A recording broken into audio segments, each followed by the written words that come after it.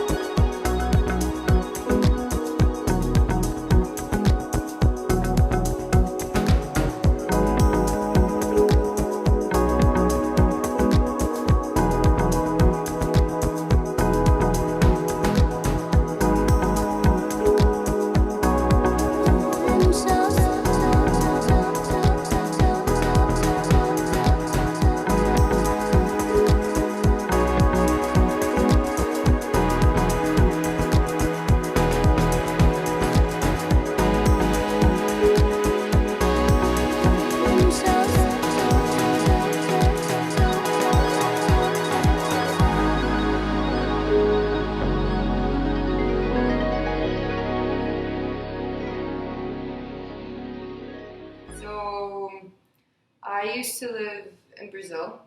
I was actually born in the United States. I was born in Provo. My first 4 years of my life were all in the U.S., but I have Brazilian parents. So we went back to Brazil, and I lived 13 years there. So I've been in the U.S. for a year now. A year and probably 2 months. Cool. Yeah, a year and 2 months. So I've been here for considerably a while already. Yeah, that's awesome. Do you speak Portuguese? Yeah, I speak Portuguese too. Wow, that's so cool. So, what brought you here a year ago? I never wanted to study in a Brazilian university. So I was like, it's kind of pointless. My whole high school was in Brazil, and it was kind of frustrating because I was like, it's a little pointless because I'm not preparing for what I want. So for my senior year, my aunt invited me to live with her. So I went there. So that's what ended up bringing me, because I was like, okay, then I'll graduate as an American, because I'm an American citizen, but I would still be considered an international student if I graduated in Brazil. But because I graduated in American high school, that makes me an American student completely. Cool. So that just made it easier. That's super cool. Yeah. Wow, that's interesting. I never knew that.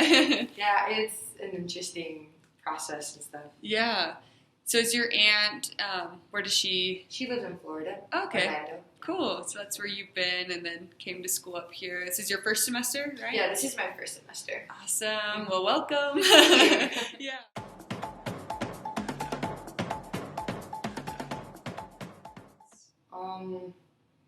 It's definitely, I feel like people here are way more reserved and they're quieter in a sense, and they have this personal bubble. In Brazil, it's just really common for you to come up to people and already say hi and give a kiss on the cheek and give a hug, and you might not even know the person, but that's common courtesy. And here, if you do that, it's kind of what does this person want? Yeah. Get away from me. So that was a big thing. Then just the sense of humor can be different at times too, just some type of comments and stuff like that. But in general, it's just mostly the way people act, because that's basically it. Yeah, just so it's in so many ways. It's exactly. It's just because it's not even the way people act. It's just the first interaction with the people. In Brazil, we already interact in a way that we're friendlier. But here's that boundary, you're not my friend. I don't know you, kind of thing. Yeah. But once you become that person's friend, it's normal. They start like hugging you and they're Mhm. sweeter and stuff. So it's basically that first interaction. That's so And you guys are interesting. quieter and it's like are really loud. Yeah. But that's basically it.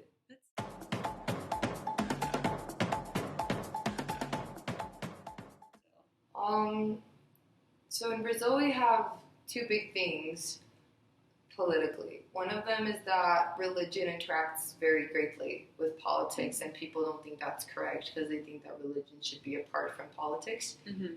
But we see that a lot of like most of our, I think our senators and our congressmen, mostly like are Catholic or Baptist, so they end up having similar views, which ends up like the Democrats don't really like that. Yeah. So. That's so interesting. Yeah. And another thing is that in Brazil, I'm going to be generalizing very, very much. Totally. Yeah. But it's just that majorities like that. It's just very corrupt. Mm-hmm. So people like that. We see a lot of politicians being above the law. Mm-hmm. So that's just also very common there as well. So like on political views, it ends up being kind of like people don't pay attention much to that unless it's election time. Yeah. Because other than that, they're just talking about all the scandals that you see in the government and not much of what the election says that they'll do. Yeah. So always when I hear about politics in Brazil, it's not like here that they're like, oh, Trump's going to take out all of Obama's legislation in 100 days. Like in Brazil, it's like, oh no, they just stole from money from the government. Again, so like it's very different headlines and views. It's a little annoying because we paid a lot of taxes. Like the middle class is basically what pays most of the taxes. So it ends up coming back and we don't really get much back. I think it's funny when I hear here, they're like, oh, you're so corrupt. And I'm like, this is child's play, but okay. I know it's not exactly good either, but you haven't seen much. It's kind of funny. So yeah, like here at least people see it back like in the public system and with transportation, you guys have good roads.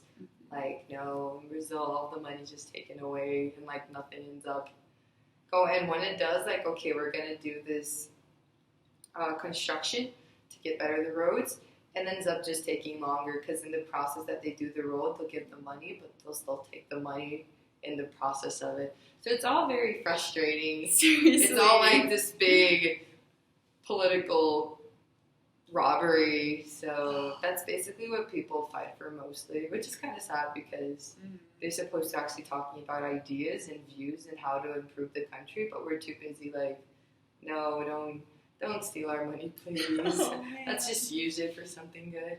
Yeah. But I haven't heard about Brazilian politics in a while, but that's what basically was going on. Yeah, no, I mean, that's so interesting because I feel like just in American schools and stuff, like we don't learn as so much about anything like international, and so I find it so interesting, and I love hearing about just like your own perspective, just of like even if you haven't been there in a year, like it's still like you grew up there, so that's like so interesting. It was pretty interesting because when I was in high school in Brazil, we have to learn all subjects. So like in history, we learned about the history from our country and the history in the world, like what was happening in the world.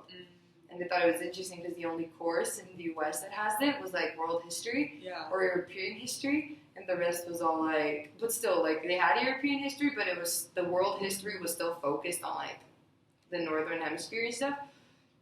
Yeah, I thought it was so much U.S. history, so much like, and I was like, you guys don't learn anything from like Africa or Latin America or even like India or China. Like you learn a little bit about it, but it's not anything much in depth.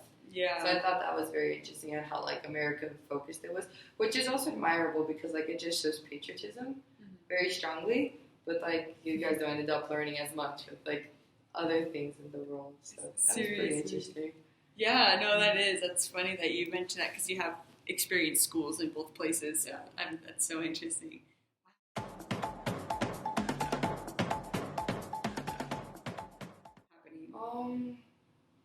The biggest issue was our last president, but we kind of solved that. Like she was impeached and she was taken out of office, and they have a new president now. We're still fighting corruption because it's kind of like, okay, what people don't get about corruption is that like, yeah, okay, one person's above the law, but as soon as one person realizes that there's someone that could get away with it, they'll try to get away with it too. And that's basically what happened with the Brazilian government, because all of them realized, hey, if our own president got away with it, why can't we? So we're like slowly trying to like do justice, and like, you did this wrong. If it were a regular citizen, this would be the consequence, and just because you're a politician does not mean that you have that privilege. You're still a citizen.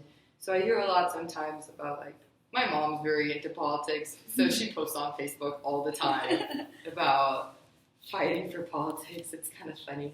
And so I realize, like, she's always mentioned, like, oh, this politician was now incarcerated. So, like, it's kind of like this fight for, like, the rule of law type of thing that's going on down there. Yeah. And trying to find, like, these honest people that we can put in our government.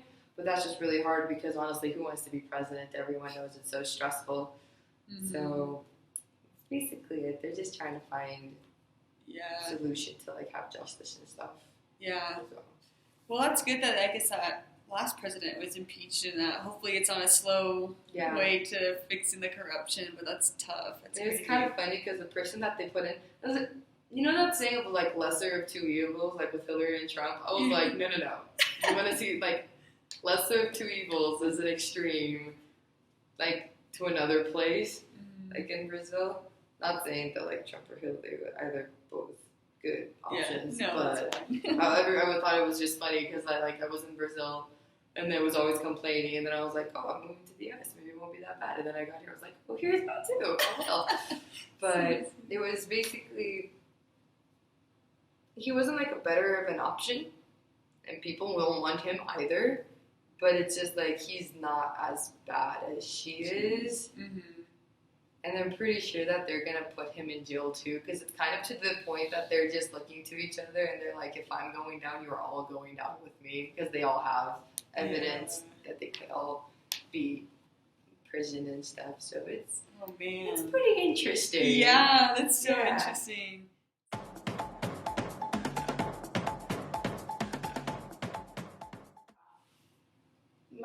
I haven't really researched, but from what I've seen, as a Latina, it's going to sound a little weird, but I'm kind of glad that Trump won, because, like, okay, I understand that Hillary, she defends the minorities, which is great. Honestly, I don't like when you defend the minorities too much, because I do believe that there is a reverse racism, because they're just going like, oh, white people support me, and that's not true either, you know? So you can't just, like, shield the minorities and be like, oh, you bunch of hillbillies, you guys suck. Like, no, it's not fair for you to represent only a part of the country. Not that he's not exactly great at representing the whole country, because he has no filter. But considering that he's a Republican, and the Republican views are, like, more conservative to a point, and when you're not, they are more Christ-like in a sense. They are more towards what the church teaches us, and that's kind of a good thing, because that means that the majority of the Senate and the majority of congressmen are towards those views. So I'm not saying that the Republican views are perfect or the Democratic views are perfect, because they all have their problems, but still, it's good that the majority of the Congress is like that, because they're the ones who actually get to pass things. They're the ones that go, no, we're not doing this, or yes, we're doing this. So I was kind of glad, because she is above the law. And once one politician is above the law, it does, everyone, they all start trying to get away with it. And they will get away with it, because now it's all this big group of people that are together and they're covering up for each other. And then they'll bribe here, and then they'll bribe over there. And then it's hard to find one honest person that is going to stand up for them, because let's be real, it's politics. They'll start being threatened. So I'm actually glad he won, because I know he's probably not extremely honest either, because he honestly stated, like, I was the one who was getting the bribes instead of taking them. So that's not exactly good, but slightly better than she is. So. That's so interesting. I like hearing your view on that. It's just because I never know what people think about it, so I love asking.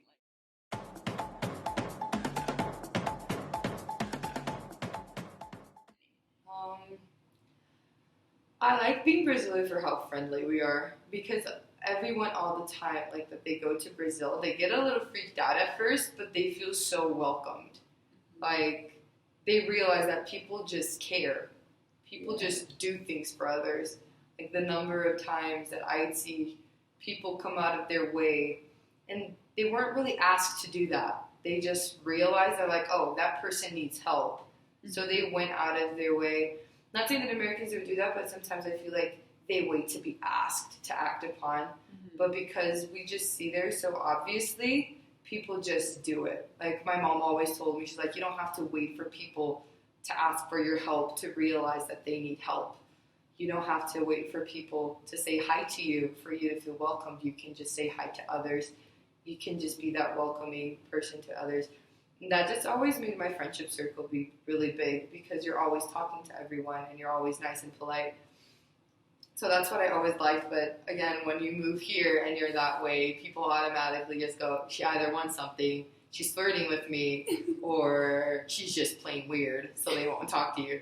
So they're like, is this cultural difference that ends up having, and that's what people don't understand, and I kind of was part of that group of people, that they go, oh, Americans are so antisocial, but we also don't understand that they were brought up that way, and that it's just different, and that does not mean that they're don't like talking, it's just that maybe we talk too much. It's kind of a perspective thing. Yeah. If you really think about it, and most people don't think that way, so like this is like for all culture things, don't just presume that they're rude or a certain way just because their culture is different than yours.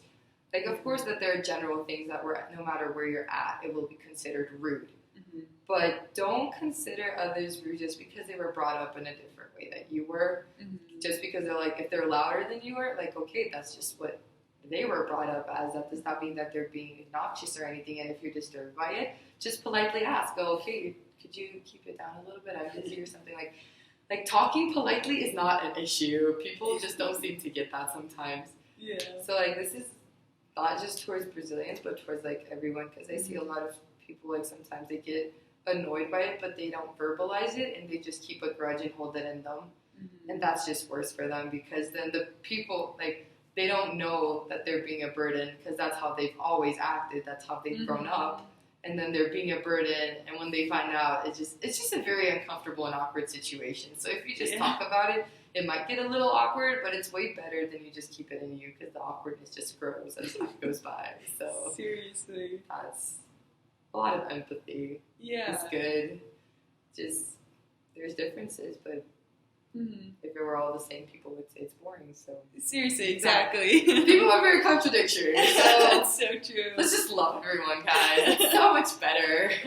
It's so good. I love that. I'm happy that you find like pride in, you know, like that warmth that like Brazilian. Because I've always felt that around like any like Brazilians I meet. Like they're so like just fun and like outgoing, and I'm like they're so like just fun, and I feel so boring when I'm around Brazilians, because it's like they're just so full of life. And so I'm happy that you recognize that too, because I think that's so awesome. But thank you so much. You're like so great. So you guys just like wave to the camera, be like thanks. Yeah. All right. So now stay tuned. We're gonna do some yoga and have a fun time. Okay. Woo. All right.